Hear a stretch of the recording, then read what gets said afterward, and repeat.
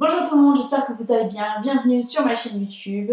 Encore une journée de confinement, encore une journée difficile de rester à la maison. Du coup, je vous fais une petite vidéo histoire de passer un peu le temps. Mais en tout cas, tenez le coup. Et encore une fois, c'est vraiment important de rester chez nous pour le moment. Du coup, je vais pas vous embêter avec ça. J'en ai déjà parlé la dernière fois du coronavirus. Donc voilà, je vous laisse regarder ma vidéo d'avant si vous voulez un peu mon avis. Aujourd'hui, je viens avec une vidéo qui n'a absolument rien à voir. Je voulais vous parler de mon accouchement. Donc, moi j'ai accouché il y a 9 mois d'un petit garçon extraordinaire, Milan. C'était une expérience pour ma part très compliquée. C'est pour ça que je voulais en parler, parce que je pense que c'est bien d'en parler. Moi, si j'avais vu un peu plus de vidéos sur des accouchements un peu plus difficiles, ou si j'avais eu d'autres mamans ou d'autres personnes qui avaient partagé ces expériences, peut-être que je l'aurais vécu différemment. Du coup, voilà, pour toutes les mamans qui ont eu un accouchement difficile ou celles qui n'ont pas eu, vous avez de la chance. Et bien voilà, je voulais partager mon expérience avec vous. Et donc, âme sensible, s'abstenir. Parce qu'ici, je vais dire la vérité, toute la vérité et rien que la vérité. Du coup, c'est parti. Donc comme je vous disais, moi j'ai accouché il y a 9 mois d'un petit garçon. Donc ma grossesse s'est plutôt bien passée, une grossesse normale, à part que voilà, j'ai pris un peu de poids, j'ai quand même pris 22 kilos. Non, j'ai pas peur de le dire, on dirait qu'il y a un tabou sur ça. Donc t'as pris du poids toi pendant ta grossesse? Oui, un petit peu. Non. Il y en a qui prennent un peu, il y en a qui prennent beaucoup, il y en a qui prennent normalement. Mais je vous ferai une autre vidéo à propos du poids et de la perte de poids et de la prise de poids pendant la grossesse si vous voulez. En tout cas, aujourd'hui, j'ai parlé de mon accouchement. Du coup, j'ai été enceinte les 9 mois, même plus, sachant que moi, j'étais à 40 semaines plus une. C'est extraordinaire, j'en pouvais plus. Le bébé, il était fait, il était plus que fait. Limite, il était prêt à aller au collège. Enfin, je veux dire, au bon moment, à 9 mois, même à 8 mois et demi, ils sont prêts. Ils peuvent sortir, allez, c'est parti, on y va, on sort. Non, lui, il était là, il était bien, il était au chaud. Non, je vois pas pourquoi je sortirais, il était bien ici. Non, j'en pouvais plus. J'étais vraiment au bout de ma vie. J'en avais marre d'être enceinte. J'ai pas honte de le dire. J'en avais marre d'être enceinte. Je voulais juste une chose, c'est qu'il sorte. Et c'était pas évident pour qu'ils sortent. Du coup, voilà, quand il tarde un peu, quand ma date c'était le 12, et du coup, le 13, du coup, on va à l'hôpital pour faire pour faire une échographie, pour voir pourquoi il n'est pas sorti, si tout va bien, padali balala. Donc ils me font voilà, l'échographie encore une fois à l'hôpital. Ils disent non, mais voilà, c'est vrai qu'il est grand, mais voilà, marcher, ce qu'on nous dit à chaque fois, marcher, vous verrez, il n'y a aucun problème, voilà. Donc j'ai marché. Donc ce jour-là après, donc je suis repartie de l'hôpital et je suis partie marcher. Donc j'ai marché, tu marches comme ça hein, à la fin, c'est pas une marche très très sensuelle. Donc je marchais comme ça, je me déplaçais, j'en pouvais plus. Je vous mettrai une petite photo ici de vraiment les derniers jours de quand j'étais enceinte. Et du coup, voilà, je marchais et je me sentais quand même un peu humide. Et je me disais, soit je me suis fait pipi dessus, ce qui est possible parce que tellement j'en pouvais plus que je ne sentais plus rien, soit je perds du liquide amniotique. Donc, une des deux. Vers 22 h, je dis quand même à mon mari, je me dis, je me sens vraiment humide ici, c'est pas normal. Est-ce que on pourrait faire quand même un petit tour à l'hôpital? Donc, on part à l'hôpital. Alors, il faut savoir que pendant les 9 mois, je n'ai senti aucune contraction. Jamais, donc je sentais les coups de pied, je sentais tout ça, mais je n'ai senti aucune contraction. Voilà, donc je ne savais même pas ce que c'était une contraction. Je n'avais jamais ressenti une contraction. Donc je vais, alors de temps en temps je regarde en bas parce que j'ai mon bébé qui dort et je regarde s'il se réveille ou pas. Donc, je vais à l'hôpital et en fait elles me font un petit test pour voir si le liquide que je suis en train de perdre c'est quoi, qu'est-ce que c'est. Donc elles me font le test avec une espèce de de coton-tige bizarre, bref. Donc elles font le test et la sage-femme me dit oui, alors c'est du liquide amniotique, votre poche des os s'est fissurée. Donc en fait elle s'est pas rompue totalement, comme dans les films, vous savez dans les films elles perdent les os. Oh là là, j'ai perdu les os, on va à l'hôpital. Non, moi ça s'est fissuré petit à petit et du coup elle m'a dit bah on vous garde parce que de toute façon vous êtes à 9 mois plus je sais pas combien, enfin bref, plus 20 millions d'années. Donc on vous garde. Donc j'ai fait ok, cool, allez c'est parti, on y va. Donc là j'étais encore au taquet, j'étais allez on y va, c'est parti, on va accoucher d'un bébé. Et là donc ils me gardent, ils me mettent sous monitoring. En fait monitoring donc ils écoutent le battement cardiaque du bébé, ils prennent mon pouls toutes les 2 minutes, là j'en pouvais plus. Et ils voient s'il y a des petites contractions. Donc en fait, pendant la nuit, j'ai commencé enfin à ressentir les contractions. Donc voilà, je sentais des petits pics et tout, ça faisait mal, mais c'était clairement supportable. Mais mon col n'a toujours pas bougé. Donc pour celles qui ne savent pas, pour accoucher, il faut que notre col de l'utérus soit à 10. Et moi, on était à 0, sachant que j'avais déjà dépassé le terme, enfin bref. Du coup, toujours à 0, la sage-femme vient à peu près toutes les 2 heures dans ma chambre d'hôpital voir si ça s'est dilaté. Rien, on était à 0,5, voilà. Donc j'attendais, et le lendemain, donc je me réveille, la sage-femme me dit écoutez, on a vu avec le médecin et comme votre, voilà, vous avez dépassé le terme, on va vous enclencher. Donc du coup, qu'est-ce que ça veut dire? Ça veut dire qu'ils vont déclencher l'accouchement. Ça veut dire que... non, qu'est-ce que ça veut dire? Ça veut dire qu'en fait, ils ont...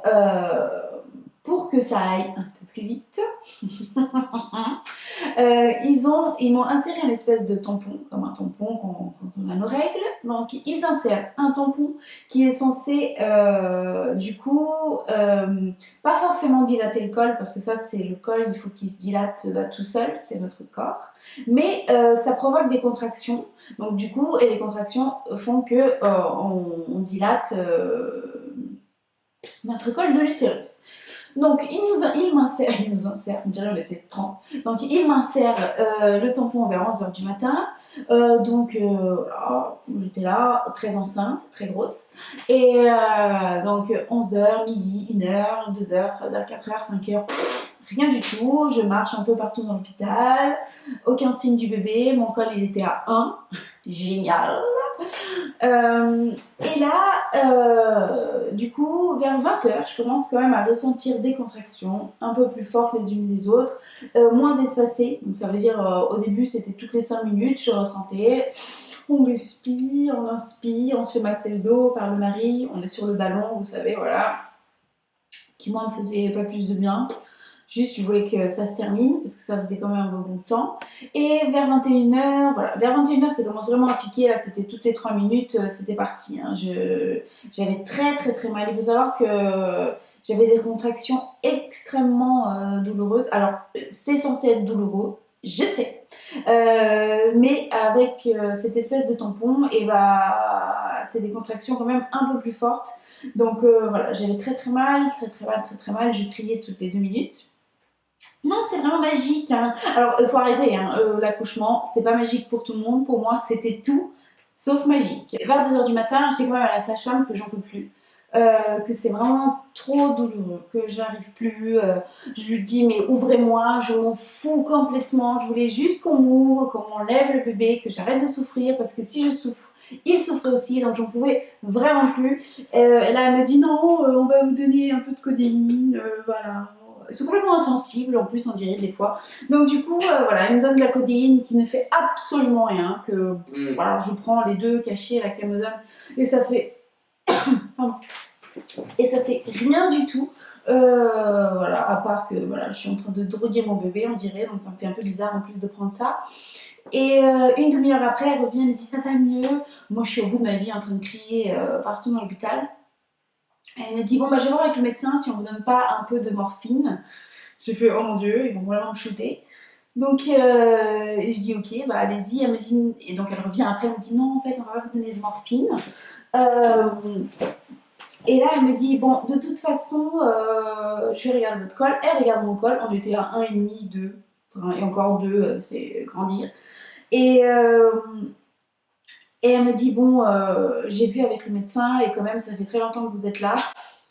Ah bon, vous trouvez? Donc du coup, on va vous passer quand même en salle d'accouchement, on va vous mettre la péridurale. J'ai fait, vous êtes sûr, au lieu de ça, vous voulez pas juste m'ouvrir et me l'enlever parce que j'en peux plus. Et à ce moment-là, nous, alors c'est notre corps, c'est notre machin, mais on n'a aucun droit de décider de ce qu'on veut et de ce qu'on veut pas. Du coup, bon, on passe en salle d'accouchement et là vient l'épisode de la péridurale. Donc la péridurale, c'est une grande aiguille comme ça qu'on nous met dans le dos pour qu'en fait on ne ressente plus de douleur des hanches jusqu'en bas. Donc on ne ressent plus rien. Mais évidemment, il faut encore réussir à la mettre. Donc là, le papa, il s'en va. Donc mon mari, il ne reste pas dans la salle. Donc j'ai le médecin, enfin j'ai l'anesthésiste qui rentre et qui dit allez, on y va, on respire un grand coup et on va la mettre. Ok. Donc, il essaie une fois, ça marche pas. Il dit ah pardon, j'ai pas réussi. Donc il recherche et tout dans mes vertèbres. Il réessaye une deuxième fois, toujours pas réussi. Troisième fois, toujours pas. Quatrième fois, toujours pas. Et là, à la cinquième, moi j'étais déjà au bout de ma vie, je me faisais piquer toutes les 2 minutes et le mec il n'y arrivait absolument pas à mettre son aiguille de merde dans mon dos. Faut savoir qu'en même temps j'avais la sage-femme devant moi, je la déshabillais, je la tirais, je ne pouvais plus, la peau, elle n'en pouvait plus. Et là, à la cinquième fois, hurrah, ouh, youpi, il y arrive, il me dit ah c'est bon, ça y est, comme si genre il avait réussi du premier coup. Donc là voilà, il l'insère. Ça me détend un petit peu, sachant qu'il était quand même 3 heures du matin, que ça faisait pas mal d'heures que j'étais en travail d'accouchement parce que le travail il commence là, ça faisait presque depuis 4 heures l'après-midi que j'avais ni mangé ni bu parce que j'arrivais absolument à rien manger ni boire. Donc là ils mettent l'épidurale et puis tout d'un coup, en fait, je ne sais pas, j'ai eu une crise de panique, d'angoisse. Donc ça c'est ma faute, c'est la faute de personne d'autre, mis à part à moi. J'ai comme un coup de panique en fait et le fait de plus sentir mes jambes, mais vraiment, parce qu'en fait je savais que je ressentais rien, mais je me disais que j'arrivais quand même à bouger.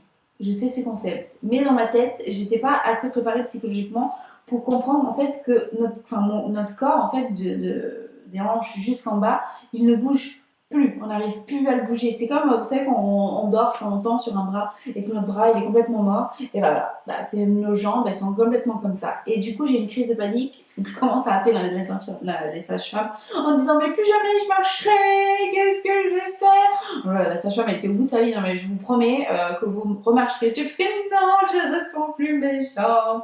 Donc là, l'infirmière elle n'en peut plus, donc elle commence à m'engueuler, elle me dit alors, c'est soit ça, soit vous ressentez la douleur. Je fais ok, bon alors je préfère pas sentir mes jambes. Donc voilà, je suis restée comme ça. Le col, toujours pas dilaté, hein, vraiment, on était à 3, youhou, super. Donc 3 heures, 4 heures, 5 heures, 6 heures du matin, 7 heures du matin, 8 heures du matin. Là, 8 heures, on me dit, ah, vous êtes à 6. J'avais envie de danser comme jamais, sauf que j'arrivais pas à bouger. Donc vers 9 heures, entre-temps, j'ai eu 2 sages-femmes différentes, hein, parce qu'il y en a une qui est partie se coucher, il y en a une qui est venue, tellement c'était long. Et donc là, elle me dit bon, vous êtes à 8, c'est super, on va commencer à préparer les choses. Donc j'ai fait wouhou, c'est parti. Sauf que là, en fait, l'effet de l'épidural commençait à s'estomper dans mon corps, ou alors c'était psychologique dans ma tête, je ressentais des douleurs.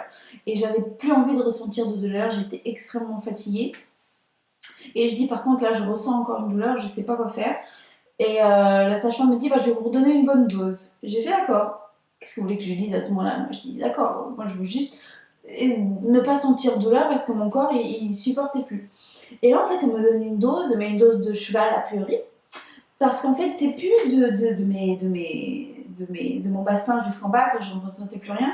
C'était d'ici, du haut du corps, en fait, à part mes bras, du haut du corps jusqu'à mes pieds. Et là, mon corps, il était complètement flagada. Endormi de ouf. Attendez.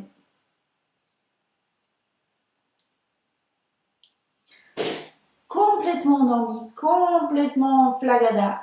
Je ressentais absolument plus rien. Et là, c'est encore une fois la panique parce que je me dis, s'il faut que je pousse, alors que je ne ressens rien, même d'ici, même juste pour que ce soit juste pour respirer, en fait, je ressentais plus rien. Et elle me dit mais non, ça va aller, c'est normal que vous sentiez rien, de toute façon c'est ça ou c'est la douleur. Vraiment très dans l'humain, toujours évidemment. Et, euh, et du coup, il était midi, bon, sachant que j'ai eu donc plus de 24 heures, hein, clairement, qui se sont estompées depuis, sachant que ça faisait presque 2 jours que j'étais à l'hôpital, donc j'avais 48 heures de travail. Elle me dit bon, c'est bon, vous êtes complètement dilaté, on va préparer, on y va. J'ai fait on va où? Sachant que je ressens rien, que je pourrais pas pousser, que je suis en panique. Et là, elle me dit mais non, vous inquiétez pas. Donc, elle me prend une jambe et en fait ma jambe vraiment elle fait comme ça, hein. Mes jambes tombent de tous les côtés. Donc elles tenaient tellement, elles étaient flagada, j'avais aucune réaction dans mon corps que j'avais une sage-femme qui me tenait une jambe, une autre sage-femme qui me tenait une autre jambe et une autre sage-femme devant moi en me disant allez on pousse. Donc là j'étais extrêmement fatiguée. Il faut savoir qu'en fait mon corps il était au bout, il était vraiment au bout de ses forces. Donc là j'ai une sage-femme du coup d'un côté, une sage-femme de l'autre. Et là, elle me dit, allez, c'est parti, on pousse. Donc je commence à pousser, et là, oui, il y a, elle me dit, ça va, j'arrive à le voir, il arrive et tout. J'ai fait, ok, super. Mais j'avais beaucoup de mal à pousser. Je poussais, mais j'arrivais pas à tenir longtemps. Parce qu'il faut savoir qu'entre chaque poussée, eh ben, je m'évanouissais un petit peu et mon mari mettait le masque d'oxygène entre chaque poussée parce que je n'avais plus d'air, je n'avais plus rien dans mon corps. Donc, donc on a commencé à midi, donc on pousse, et je lui dis j'arrive pas, enfin j'y arrive pas. Au bout de 20 minutes, je lui dis quand même c'est compliqué et tout. Elle me dit mais non, on y va, on va y arriver, nanana et demi. Et là, en fait, au bout d'une demi-heure, 35 minutes, je regarde la sage-femme en détresse et je lui dis, en fait, mes yeux lui disent je suis au bout, genre je suis arrivée au bout, je n'y arrive plus, je ne sais pas quoi faire. Et là, elle me regarde et me dit bon, je vais chercher un médecin. Et ils vont chercher un médecin. Voilà, j'étais en panique totale. Qu'est-ce qui va se passer? Qu'est-ce qui va m'arriver encore? Et le médecin arrive, il me dit poussez, poussez, je pousse, je pousse. Et là, le médecin me dit quand même bon, allez, on prend les forceps. Alors, les forceps, c'est un instrument très sympa, de cette taille-là, avec des grosses pinces comme ça, en fer, hein, tout ça en fer évidemment. Et qui nous insère du coup à l'intérieur de nous pour attraper la petite tête du bébé, le pauvre. Et en fait, moi je me disais, bon, si jamais il y a les forceps, on prend les forceps, ça puis tire. Ah mais non, pas du tout. On dirait que le mec il était en train d'essayer d'arracher une vache à l'intérieur de moi. Qui prend le forceps, il tourne d'un côté, il tourne de l'autre, et là il pousse, et je respire, et il repousse. Enfin non, c'était vraiment sympa, magique, encore une fois, un moment magique. Et là, au bout de du coup 1h30 de poussage et d'évanouissement de ma part, il arrive enfin à le tirer, mon bébé, l'amour de ma vie. Il le pose sur moi, enfin. Et là, bon, ils le nettoient, là. Ils vont le peser et ils font, donc il faisait 3 kg 920 et il faisait 52 cm. Donc c'était vraiment un beau bébé. Il n'était pas gros, mais il était grand en fait. Et là, ils disent, ah oui, pour un premier bébé, c'est compliqué quand même. Et là, j'ai envie de leur dire, mais excusez-moi, vous avez les échos, vous avez tout ça, on a toujours dit que ce serait un grand bébé, et là, ah oui, c'est pour ça que c'était compliqué. Bon, j'avais envie de les tuer, le seul truc, c'est que j'avais un petit ange sur moi qui me regardait avec les yeux hyper ouverts, évidemment, il était plus que fait, il avait au moins 3 mois, le bébé, hein. Il me regardait comme ça, genre, ouais, ça va. Donc, voilà, et là, au bout de plus de 24 heures de travail, enfin, j'arrive à accoucher. C'était du coup voilà un accouchement long. Donc là j'en rigole, mais c'est vrai que pendant quelques mois j'ai pas rigolé. J'ai fait un bon baby blues du coup parce qu'en plus je suis restée encore 6 jours à l'hôpital après. C'était vraiment hyper compliqué, mais ça je laisserai pour une autre vidéo si vous voulez quand on en parle du baby blues et tout ça. Et voilà, du coup bon j'ai réussi à accoucher. Euh, sur le moment, c'était très compliqué, j'étais très fatiguée, on n'arrive pas à marcher après. En fait, c'est plein de petites choses qu'on ne nous dit pas. C'est comme, donc j'ai fait la préparation à l'accouchement avec une sage-femme, et qui était très gentille, tout ce que vous voulez. Et elle me disait, pendant l'accouchement, il faut penser à votre utérus comme un toboggan. Voilà, un petit toboggan où ça descend tout seul. Voilà. Sauf que, elle parle d'un toboggan comme ça, Sauf que moi, mon toboggan, il était comme ça. Voilà pourquoi c'était compliqué. Parce que tous les toboggans ne sont pas petites descentes, voilà, on expire, on descend. Non, non, ça marche pas comme ça pour tout le monde, c'est compliqué. Oui, nos corps sont faits pour ça, mais c'est pas aussi simple que ça. Alors attention, je fais cette vidéo en aucun cas pour qu'on arrête de faire des bébés. Voilà, ça c'était l'histoire de mon accouchement. C'était dur, compliqué encore une fois, et c'est pour ça que j'avais envie de partager mon histoire avec vous. J'espère que pour celles qui n'ont pas d'enfants, que je ne vous ai pas dégoûté de tout ça. Non. Après voilà, quand vous êtes enceinte en plus, on dirait que tout le monde est médecin. Je ne sais pas si vous avez eu ce sentiment. Tout le monde est gynécologue. Donc déjà tout le monde te regarde avec ton ventre et te dit non mais il est grand quand même ton ventre, non? Tu vas voir, il va sortir bien avant. Donc non, évidemment, il est sorti bien après. Oui, j'ai un gros ventre. Excusez-moi, je n'y peux rien. Je fabrique un être humain pendant ce temps-là. C'est comme les gens qui vous disent non, mais tu vas voir tes hanches et tout, il va sortir rapidement. Pas du tout. Alors ça, c'est encore un autre truc à la con, excusez-moi de vous dire. C'est pas parce que vous avez les hanches larges ou les hanches plus petites ou les hanches moyennes ou les hanches machin que votre bébé sortira plus vite ou moins vite, ça n'a rien à voir. C'est notre corps, c'est comme ça. C'est le bébé aussi qui décide un peu comment il va sortir, nanana. Donc voilà. En tout cas, moi, je pense que enfin pas un problème, c'était pas un problème, mais je n'avais jamais pensé que ça aurait pu être aussi compliqué. Je me suis dit non, c'est bon, il va sortir comme ça, le mien. Pas du tout. Mais bon, chaque femme est une femme, chaque accouchement est un accouchement. Moi, c'est celui-là que j'ai eu. Et c'est vrai qu'après, j'ai senti que j'avais. Alors, pas vis-à-vis de ma famille. De ma famille, j'étais hyper bien entourée et c'est ça qui m'a vraiment sauvée. Surtout mon mari et ma maman. Et dans ces moments-là, vous allez voir, si vous accouchez bientôt, que tout ce qui est famille à votre côté est vraiment important à ce moment-là parce qu'on a une chute d'hormones incroyable. On pleure, enfin moi en tout cas j'ai chialé tout le monde. Bon, un mois j'ai chialé de toute façon. Et du coup voilà, bon mais ça ce sera pour une autre vidéo, le baby blues à l'hôpital et tout ça si vous voulez. En tout cas voilà, ça c'était mon accouchement. J'espère que la vidéo vous aura plu. Encore une fois, faites des bébés, hein. C'est un petit moment, un petit passage compliqué, l'accouchement, mais après, hop, c'est fini, on a un bébé, c'est extraordinaire. Du coup, j'espère que la vidéo vous a plu. Encore une fois, restez chez vous pendant cette période de confinement. Vraiment, c'est vraiment important parce que plus vous resterez plus vite, enfin, plus de temps vous resterez chez vous, plus vite on sortira tous et on pourra tous refaire notre vie comme avant. Donc restez chez vous pour l'instant, je vous en supplie parce que moi j'ai envie de sortir. Encore une fois, merci d'avoir regardé ma vidéo. N'hésitez pas à checker mon compte Instagram elga.poser. En attendant, je vous fais des bisous et encore une fois, bon courage pour le confinement. Ciao!